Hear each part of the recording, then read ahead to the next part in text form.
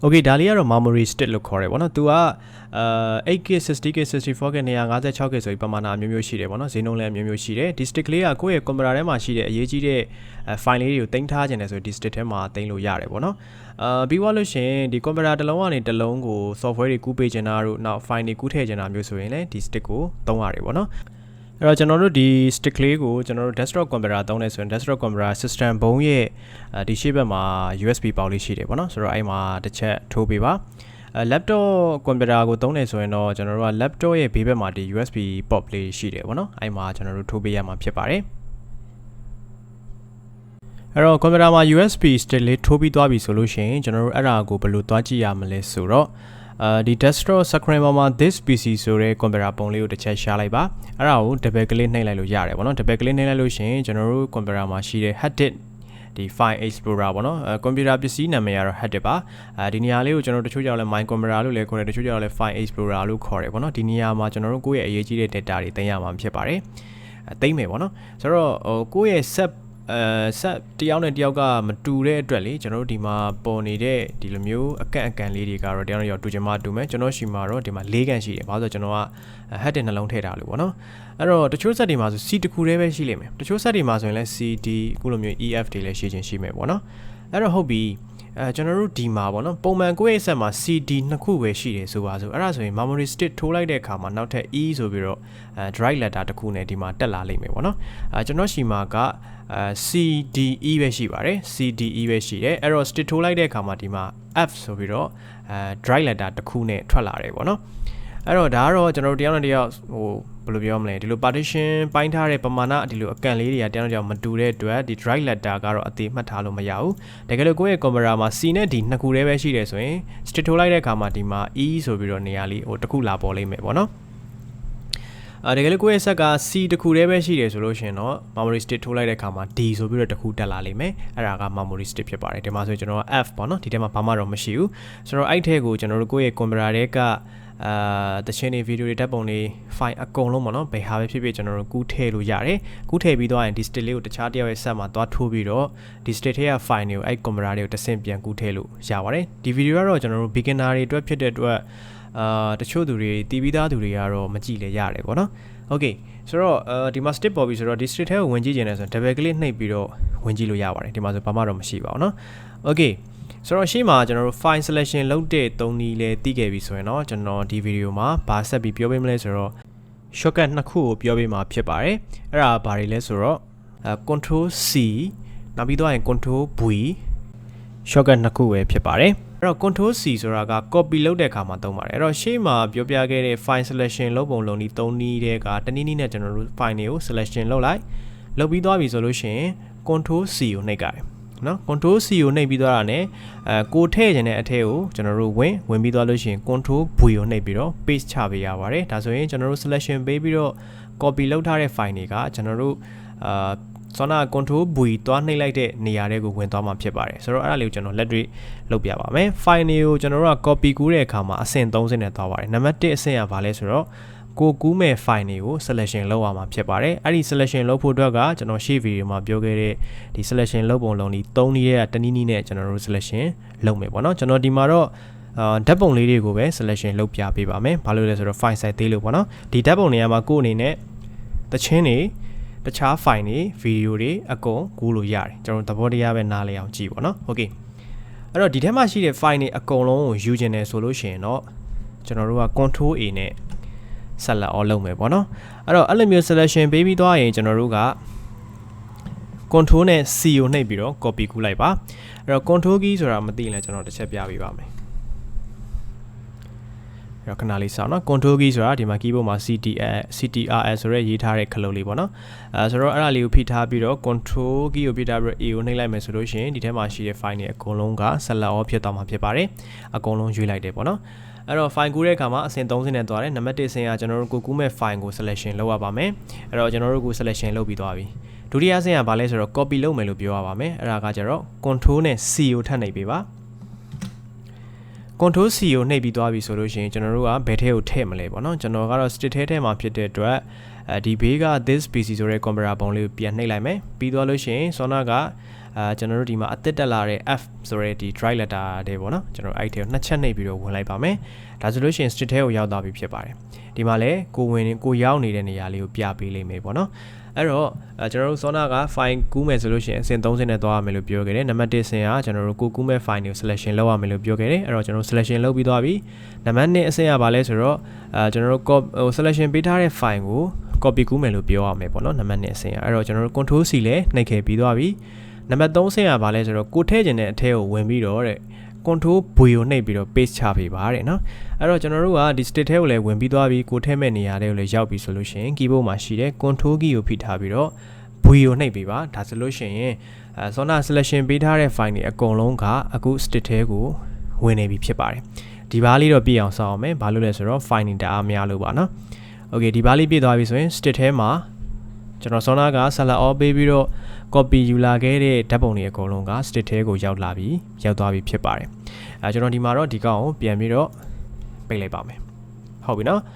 okay ဆိုတော့နောက်တနည်းနဲ့ကျွန်တော်သွားပြမယ်သွားပြပေးမယ်အဲ့တော့ဒီထဲပြန်ဝင်အောင်မယ်ကျွန်တော်ဓာတ်ပုံလေးတွေပဲထပ်ကူးပြမယ်ဒီ folder တစ်လုံးထဲကိုကျွန်တော်ဝင်လိုက်မယ်ဒီတစ်ခါတော့ကျွန်တော်က control A နဲ့ select all မလုပ်ချင်ဘူးကျွန်တော်အကုန်မလုပ်ချင်ဘူးဒီကနေဒီထိပဲလုပ်ချင်တယ်ဒါဆိုရင်ရှေ့ရဗီဒီယိုမှာကျွန်တော်ပြောခဲ့တယ် shift နဲ့တွဲပြီးတော့ selection ပေးရမယ်လို့ပေါ့နော်အဲ့တော့ဒီထိပ်ဆုံး file လေးကိုတစ်ချက်ထောက် shift ဖိပြီးတော့ဒီနောက်ဆုံး file လေးကိုတစ်ချက်ထောက် okay selection ပေးပြီးသွားရင် control C နှိပ်ပါပြီးသွားရင်ကျွန်တော်တို့ထဲမဲ့ထဲကိုဝင်အဲ့တော့ကျွန်တော်ကအခုဘယ်ထဲကိုထဲမှာလဲ state ထဲကိုထဲမှာဖြစ်တဲ့ state ထဲကိုဝင်လိုက်တယ်ပြီးသွားရင်မလုပ်မလဲ control နဲ့ V နဲ့နှိပ်ပြီးတော့ paste ချလိုက်ပါဒါဆိုရင်ကျွန်တော် Sona က copy ယူလာခဲ့တဲ့ file တွေကဓာတ်ပုံလေးတွေက state ထဲကိုဝင်သွားပြီဖြစ်ပါတယ်အဲ့တော့ဒီဟာလေးတွေကိုအကြီးသေးပြောင်းကြည့်ခြင်းနဲ့ဆိုရင်ဒီဘေးနေရာလုံးမှာ right click ထောက် view ထဲမှာ large icon ဆိုတဲ့ဟာလေးတွေ့လိမ့်မယ်သူ့ကိုနှိပ်ပေးပါဒါဆိုဒီမှာရောက်လာပြီ selection ပေးတဲ့ဟာပဲပြောင်းသွားတာเนาะကျွန်တော်တို့နှိပ်ခဲ့တဲ့ control C control V ကအသေးပါပဲ control C ဆိုတာ copy လုပ်တာ control V ဆိုတာက paste ချတယ်လို့ခေါ်တယ်ကိုကူးထားတဲ့ file တွေကိုလာထည့်တာဖြစ်ပါတယ် okay ဆိုတော့ကျွန်တော်နောက်တစ်ခါထပ်ပြီးတော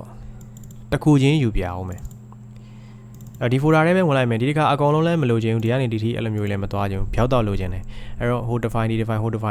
အဲ့လိုမျိုး selection ပေးချင်တာဖြစ်တဲ့အတွက် control key ကိုဖိထားပြီးတော့ mouse နဲ့ကျွန်တော်လိုက်နှိပ်ပါမယ်ဆိုတော့သူ့ကိုထောက်နော်အောက်ဘက်ကိုဆင်းမယ်ဆိုဒီဘက်ကနေဆင်းပါ control key လေးထောက်ချောက်ဖိထားပါ okay selection ပေးပြီးသွားရင် control C ကိုနှိပ်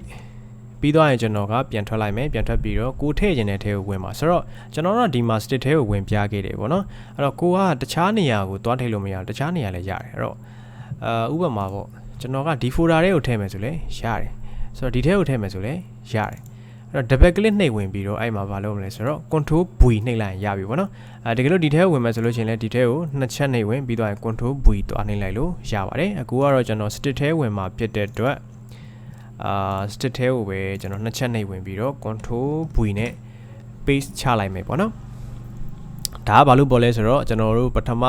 ကူးထားတဲ့ပုံတွေရှိထားပြီးသားမို့လို့ပေါ့နော်နာမည်တူ file လေးတွေရှိနေလို့တဲ့အဲ့ဒီ file ကိုအဲ့ဒီ file နေရာမှာပဲထပ်ပြီးတော့ replace လုပ်မလားပေါ့နော်ထပ်ပြီးတော့ပေါင်းသွားမလားလို့ပြောတ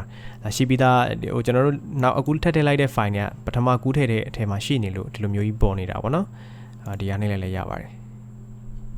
ဟုတ်ပြီနော်အဲ့တော့ဒီ state ထဲမှာ folder လေးတွေစောက်ချင်လဲရတယ် right click ထောက်နေယူရဲသွားပြီးတော့ folder စောက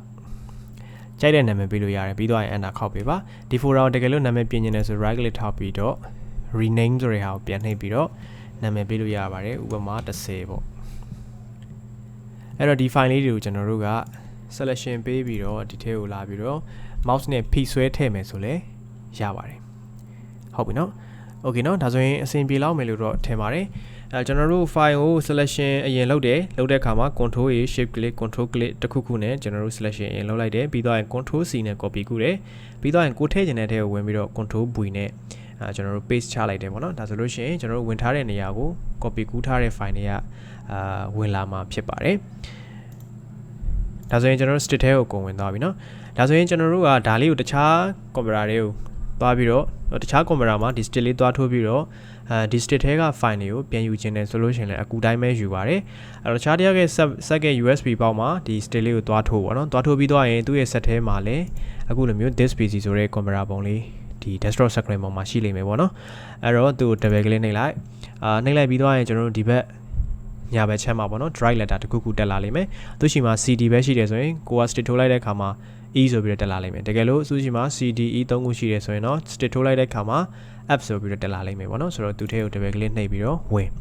ဒါဆိုရင်ကျွန်တော်တို့ဒီထဲကဒီ file လေးတွေတွေ့နေမယ်ပေါ့နော်ဒါကိုကူးထည့်ခြင်းတယ်ဆိုလို့ရှိရင်ဇောနာ selection ပေးပုံပေးနည်း၃နည်းတနည်းနဲ့ selection ပေးပြီးတော့ control C နှိပ်ပြီးတော့ရင်သူ့ရဲ့ computer တွေကိုပြန်ဝင်ပြီးတော့control V နဲ့ကျွန်တော်တို့ paste ချပေးရမယ်ပေါ့နော်ကျွန်တော်ဒီမှာနမူနာပြန်လုပ်ပြပါမယ်အဲ့တော့ဒီဆက်ကတခြားတစ်ယောက်ရဲ့ဆက်ဆိုပါဆိုကျွန်တော်တို့ stick လဲထိုးပြီးသွားပြီဒီထဲက stick ထဲက file လေးတွေကိုသူ့ရဲ့ computer တွေကိုကူးထည့်ပေးခြင်းတယ်ပေါ့နော်ဒါဆိုလို့ရှိရင် F ထဲကိုကျွန်တော်ဝင်လိုက်မယ်Okay ဆိုတော့ဒီ folder ကိုကျွန်တော်ဒီ folder တစ်လုံးနဲ့ပဲကျွန်တော်က copy လုပ်ချင်တာဖြစ်တဲ့အတွက်သူ့ကိုထောက်ပြီးတော့ control C ကိုနှိပ်လိုက်ပါမယ်ပြီးရင်ပြန်ထွက်မယ်ကျွန်တော်ဘယ်ထဲထည့်ခြင်းလဲဆိုတော့ဒီထဲကိုထည့်ပေးခဲ့ခြင်းပါတယ်အဲ့တော့ဒီမှာတော့ကျွန်တော်တို့ folder တည်တဲ့စောက်ခြင်းလဲရတယ် right click ထောက် new ထဲသွားပြီးတော့ folder လေးစောက်လိုက်နော်ကြိုက်တဲ့နာမည်ပေးပါဆိုတော့ဒီ folder တွေကိုကျွန်တော်က double click နှိပ်ပြီးတော့ဝင်လိုက်မယ်ပြီးတော့ရင် control V နဲ့paste ချပေးလိုက်ပါမယ်ဒါဆိုလို့ရှိရင်ကျွန်တော်တို့ stick ထဲကဓာတ်ပုံလေးတွေကဒါကိုယ့်ရဲ့တငယ်ချင်းပဲဖြစ်ဖြစ်ကိုယ့်ရဲ့အသီးဆက်ထဲပဲဖြစ်ဖြစ်ပေါ့နော်ဒါမှမဟုတ်ကိုယ့်ရဲ့ camera နောက်တစ်လုံးပဲဖြစ်ဖြစ်အခုလိုမျိုးဓာတ်ပုံလေးတွေ file လေးတွေကူးထည့်ပေးလို့ရတယ်ပေါ့နော်ဒါကတော့ကျွန်တော်တို့ stick ထဲကိုကူးထည့်တဲ့နည်းပေါ့နော်အဲ့တော့ကိုက stick မထိုးဘဲနဲ့ကိုယ့်ရဲ့ computer ထဲမှာပဲကျွန်တော်တို့ဟိုနေရာတဲက file တွေဒီနေရာတွေကိုကျွန်တော်တို့ copy ကူးထည့်ချင်တာလို့ဆိုရင်လည်းဒီနည်းတိုင်းပဲသွားလို့ရပါတယ်အဲ့တော့ကျွန်တော်အခုဒီ desktop ပေါ်မှာเนาะဒီအခုလက်ရှိမြင်နေရတဲ့မြင်ကွင်းကြီးကို desktop screen လို့ခေါ်တယ်ဆိုတော့ဒီ desktop screen ပေါ်မှာကျွန်တော် right click ထောက် new တွေသွားပြီး folder လေးစောက်လိုက်ပါမယ်ဆိုတော့အဲ့မှာကျွန်တော် A လို့ပေးပြီးတော့ enter ခေါက်လိုက်မယ်ပြီးတော့နောက်ထပ် folder တစ်လုံးထပ်စောက်မယ် right click ထောက်တယ် new တွေသွားတယ် folder စောက်မယ် B လို့ပေးလိုက်တယ်ဆိုတော့ဒီထဲကိုကျွန်တော်တို့ကတခြားနေရာက file တွေကူးထည့်ပေးခြင်းတယ်ဆိုလည်းရတယ်ပေါ့နော်ကူးထည့်ခြင်းတယ်ဆိုရင်ရတယ်ဒီထဲဟာကိုတခြားနေရာတွေကိုသွားပြီးကူးထည့်မယ်ဆိုလည်းရတယ်အပြန်ပြန်အလှန်လှန်ပေါ့နော်အဲ့တော့ရှေ့မှာပြောခဲ့တဲ့ selection လုပ်ပုံလုံးဒီ3နည်းရဲ့ control C control V ရဲ့မှတ်ထားရပြီအဲ့တော့ကျွန်တော် this PC ကိုနှိပ်လိုက်မယ်တကယ်လို့ကိုကလေD တို့ C တို့ E တို့အဲ့ထဲကိုမဝင်ဘူးကိုယ့်ရဲ့ file အဲ့ထဲမှာမရှိဘူးဆိုလို့ရှိရင်လေတခြားနေရာကfile တစ်ခုခုကို copy လုပ်မယ်ဆိုလည်းရတယ်ဥပမာကိုကဒီ YouTube ကနေ video တွေ download လုပ်ထားတဲ့အခါမျိုးဆိုရင်တော့အဲ့ file တွေကဒီ download တွေကိုဝင်မယ်ပေါ့နော်တချို့တော့ file တွေကို document ထဲမှာသွားသိမ်းထားတာမျိုးလည်းရှိမယ်ပေါ့အဲ့တော့ကျွန်တော်ဖြစ်စေချင်တာ file တွေအကုန်လုံးကိုတော့ဒီ this PC ဆိုတဲ့နေရာလေးပေါ့နော်ဆိုတော့ဒီနေရာလေးမှာကျွန်တော်တို့လာသိမ်းထားစေချင်ပါတယ်C ထဲမှာတော့ဖြစ်နိုင်တော့မသိမ်းနဲ့ပေါ့နော်C ဆိုတဲ့ဘိုင်း assistant data ထားတဲ့ဘိုင်းကျွန်တော်တို့ဒီမှာ C ဆိုတဲ့ဘိုင်းကို git 200လောက်ထားတယ်ပေါ့နော်အဲ့တော့ကျွန်တော်တို့ computer မှာ software တွေတင်တဲ့အခါမှာဒီ C ကတဖြည်းဖြည်းပြည့်လာလိမ့်မယ်ပေါ့နော်ပြီးတော့ရင် desktop ပေါ်မှာဒီ desktop screen ပေါ်မှာသိမ်းထားတဲ့ file တွေကလည်းဒီ C ထဲပဲရောက်တယ်နောက်ပြီးတော့ရင်ဆိုတော့ဒီ document တို့ download တို့အဲ့နေရာမှာကိုယ့်ရဲ့ file တွေတင်ထားခဲ့တယ်ဆိုလို့ရှိရင်လည်းတို့က C ထဲပဲရောက်တယ်ဒီ music တွေ picture တွေ video တွေဆိုတော့ဒီနေရာတွေမှာကိုယ်က file တွေထားထားတယ်ဆိုလို့ရှိရင်လည်း C ထဲပဲရောက်တယ်နော် C ထဲမှာပဲရှိတယ်အဲ့တော့ကျွန်တော်တို့ window တွေဘာတွေပြန်နေတဲ့အချိန်ကြလို့ရှိရင်ကျွန်တော်တို့ကဒီ C ဆိုတဲ့ဒီနေရာကြီးကို format ရိုက်ကြတယ် format ရိုက်ရင်သိတဲ့အတိုင်းအကုန်လုံးပြတ်တယ်လေပြတ်တော့ကိုယ့်ရဲ့အရေးကြီးတဲ့ data တွေကဒီလို desktop screen body မှာထားထားတာတို့နောက်ပြီးွားရင် document တို့ download တို့ music တို့ picture တို့ video တို့ဒီနေရာတွေမှာထားခဲ့တယ်ဆိုလို့ရှိရင်တော့အကုန်ပြတ်သွားမယ်ပေါ့နော် backup လုပ်လို့တော့ရတာတော့ရတယ်ဒါပေမဲ့ကိုယ့်ဘာသာကို window တွေပါတယ်ပြန်တင်တဲ့အခါမှာမသိတဲ့အခါကျတော့လေဒီဟာကို format သွားချမိလိုက်အကုန်ကုန်ပါအဲ့တော့ဖြစ်နိုင်ရင်တော့ C ရလွဲပြီးတခြားနေရာမှာတော့တိမ်ပါနော်ကျွန်တော်ချိန်မှာတော့ D ရှိမယ် E ရှိမယ်ဟုတ်ပြီနော် Okay ဆိုတော့ကျွန်တော်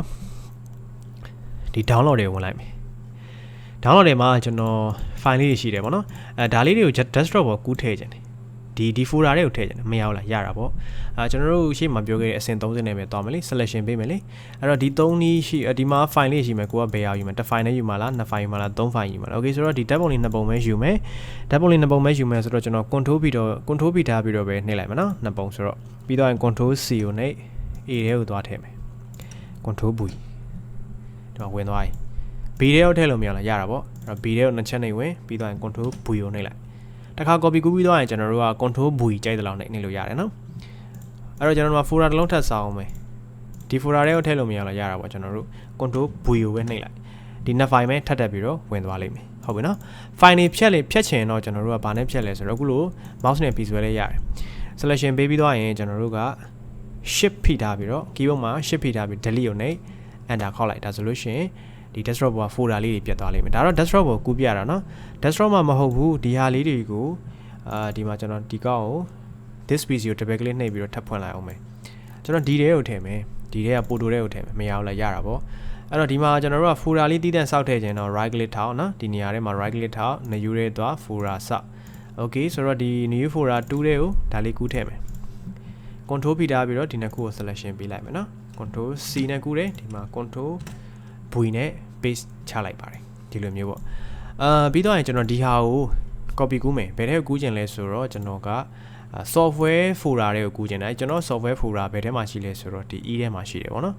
ဆိုတော့ကျွန်တော်ဒီကောင် control C နဲ့ပဲကူးလိုက်မယ်ပြီးသွားရင် E ထဲကိုကျွန်တော်ဝင်မယ်ဝင်ပြီးသွားတဲ့အခါမှာ software တွေကိုတွားမယ်ဒီမှာကျွန်တော် hacking ဆိုတဲ့ထဲကိုဝင်လိုက်မယ် control V နဲ့အဲ့မှာ paste ချလိုက်မယ်ပေါ့နော်ဒါဆိုလို့ရှိရင်အခုဒီ download နေရာမှာရှိထားတဲ့ဒီ Kali Linux ဆိုတဲ့ file ဒီကျွန်တော်တို့E တဲ့က software folder တွေကဒီ hacking ဆိုတဲ့ folder တွေကိုရောက်သွားမှာဖြစ်ပါတယ်ဟုတ်ပြီနော် okay ဆိုတော့အဆင်ပြေလောက်မယ်လို့ထင်ပါတယ်နော်ဒီလိုမျိုးစာအုပ်ပုံစံ file လေးတွေကိုကျွန်တော်တို့က raw file လို့ခေါ်ပါတယ်ကျွန်တော်နောက်ရက်တွေကြာဒါတွေနဲ့ပတ်သက်ပြီးတော့အခြေခံသိရမယ့်ဟာလေးတွေကိုလေဗီဒီယိုအတူလေးတွေပဲဖြစ်ဖြစ်ပေါ့တစ်ခုချင်းကျွန်တော်ဗီဒီယိုလေးလုပ်ပေးပါမယ်နော်ဒါဆိုရင်ရလောက်ပြီလို့ထင်ပါတယ်နော်အဲ့တော့ကျွန်တော်တို့နေရာမျိုးစုံကိုကျွန်တော်တို့ copy paste လုပ်လို့ရတယ်အဓိကတော့ shortcut 3ခုနဲ့ပဲသွား shortcut 3ဟိုပါပေါ့ကျွန်တော် selection ပေးပုံပေးနည်းတွေကဆိုလို့ရှိရင် shortcut 3ခုရှိမယ်ပြီးတော့ရင် copy လုပ်ဖို့အတွက် control C ရှိမယ် paste ချဖို့အတွက် control V ရှိမယ်ပေါ့နော် okay ဆိုတော့ကျွန်တော်ဒီမှာထားပါတော့ဒီဟာလေးကိုကျွန်တော်ထပ်ပြီးတော့ကူးခြင်းတယ်ရတယ် control C နှိပ်လိုက်နော်ဒီဟာ define နဲ့ဆိုတော့တစ်ချက်ပဲထောက်ပြီးတော့ control C လေးနှိပ်လိုက်ပြီးတော့ရင်ကျွန်တော်ကဘယ်ထဲထည့်မလဲဆိုတော့ဒီထဲကိုထည့်မယ်control V လေးနှိပ်လိုက်မယ်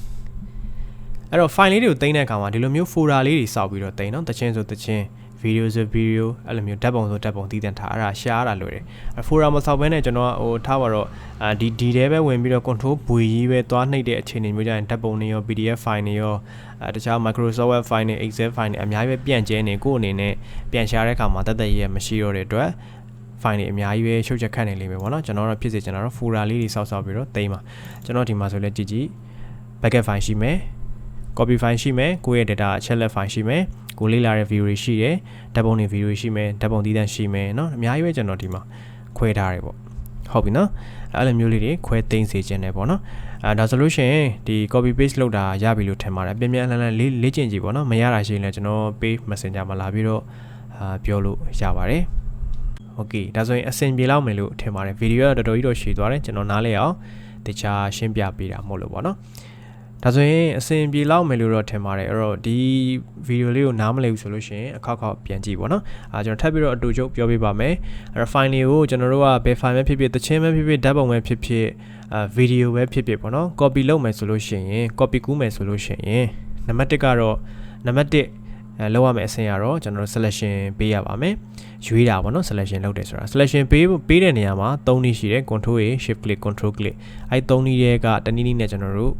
selection ပေးရလိမ့်မယ်ပေးပြီးသွားတဲ့အခါမှာနံပါတ်2အဆင့်ရဘာလုပ်ကြမလဲဆိုတော့ control C နှိပ်ရပါမယ် copy ကူးမယ်လို့ပြောရမယ်ပေါ့နော်ပြီးသွားတဲ့အခါမှာကျွန်တော်တို့နံပါတ်3ဆင့်ရပါလဲဆိုတော့ကိုယ်ဘယ်ထဲကိုထည့်မလဲထည့်ခြင်းတဲ့ထဲကိုသွားပေါ့နော်full ဒီမှာတော့ကျွန်တော်တို့ state ထဲကိုထည့်ပြခဲ့တယ်တကယ်တမ်းကျတော့ကိုကဒီ state ထဲမဟုတ်ဘဲနဲ့ကို computer ထဲမှာပဲရှိတဲ့တခြား folder တစ်လုံးလုံးထဲကိုကူးထည့်မယ်ဆိုလို့ရှိရင်လည်းကျွန်တော်တို့ကနှစ်ချက်နှိပ်ပြီးတော့ဝင်ပေးပေါ့နော်နှစ်ချက်နှိပ်ပြီးတော့မှ software ထဲထည့်မယ်ဆိုရင် software တွေကိုနှစ်ချက်နှိပ်ဝင်ပြီးွားတဲ့အချိန်တွေမှာ control V နှိပ်ပေးရမှာဖြစ်ပါတယ်ဒီအဆင့်3ဆင့်နေပဲသွားတယ်ပေါ့နော်ရှင်းလေးပါပဲ okay ဒါဆိုရင်အဆင်ပြေလောက်မယ်လို့ထင်ပါတယ်ကျွန်တော်နောက်ရက်ဒီမှာဒီ beginner တွေအတွက်ပေါ့နော်တခြားသိသင့်တဲ့ဒီ computer နဲ့ပတ်သက်တဲ့ knowledge အပိုင်းလေးတွေပေါ့နော်ဆက်ပြီးတော့ကျွန်တော် record လုပ်ပေးပါမယ် basis လုံးဝသိရမယ်အပိုင်းလေးတွေပေါ့နော် okay ဒါဆိုရင်နောက်ရက်ဒီမှာနောက် video တွေနဲ့တူပြန်တွေ့ကြမယ်နော်